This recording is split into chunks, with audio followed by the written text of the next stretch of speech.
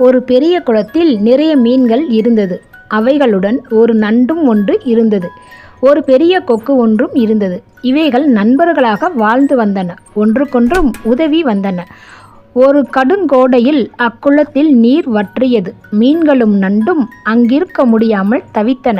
இதை கண்ட கொக்கு அவைகளுக்கு உதவி புரிவதாக சொல்லிற்று. தனது அலகால் ஒவ்வொரு மீனாக கவ்விச் சென்று வேறு நீர் உள்ள குளத்தில் எடுத்துச் செல்வதாக சொல்லிற்று.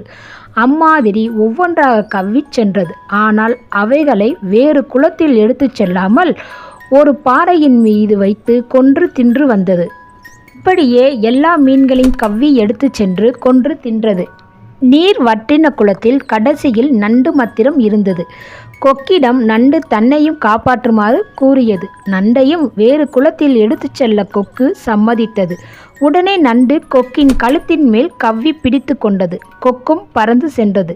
பாறையின் அருகே வரும்போது நண்டு கீழே பாறையில் இறந்த மீன்களின் செதில்களை கண்டது. அதற்கு கொக்கின் தீச்செயல் விளங்கிற்று. உடனே சிறிதும் தாமதிக்காமல் தனது கால்களால் கொக்கின் கழுத்தை அழுத்தி இறுக்கியது. கொக்கு மூச்சு திணறி கீழே விழுந்து இறந்தது. நண்டு தப்பிச் சென்றது. தந்தது தீரமாக பேசி தன் நண்பர்களை கொண்ட கொக்கிற்கு தக்க பாடம் கற்பித்தது நண்டு.